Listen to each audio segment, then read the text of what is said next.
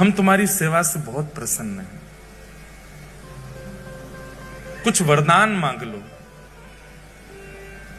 इंद्रद्युम्न राजा कहते हैं, बोले भगवान जहां साक्षात आप आ गए मेरे पास में और ये सेवा का सौभाग्य मुझे दे रहे हैं, इसके बाद आपसे आपके द्वारा ये कहना कि कुछ मांग लो, मेरे चित्त में संशय प्रकट कर रहा है कि कहीं आप मुझसे पीछा तो नहीं छुड़ाना चाह रहे।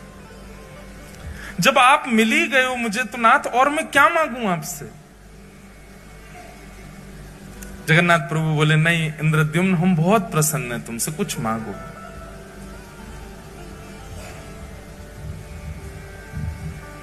तब इंद्रद्युम्न ने ऐसा वरदान मांगा कि श्री जगन्नाथ जी के नेत्र सजल हो गए।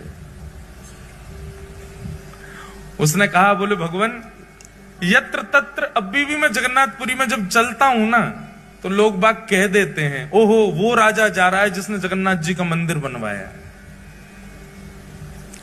और सत्य माने महाप्रभु, जब कोई कहता है कि मैंने मंदिर बनवाया, उस समय इतनी पीड़ा वेदना होती है कि प्राण त्याग दूं। नाथ बहुत ध्यानपूर्वक सुनिएगा,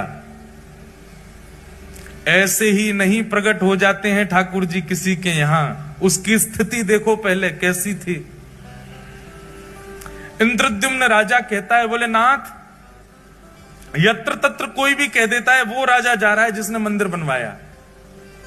मैं आपसे प्रार्थना करना चाहता हूं, अगर मेरा वंश आगे बढ़ा तो मेरे वंश में आने वाले बालक, मेरे होने वाले उनके भी बालक पर पौत्र पर पौत्र पर पौत्र, और कभी ना कभी कोई ना कोई तो बालक ये कह देगा कि हमारे पूर्वजों ने मंदिर बनवाया। इसलिए आप ऐसी कृपा कीजिए, अनुग्रह कीजिए कि मेरा वंश बढ़े ही ना, कोई ये ना कह दे कभी कि हमारे पूर्वज ने मंदिर बनवाया। मैं आपसे यही वरदान चाहता हूं।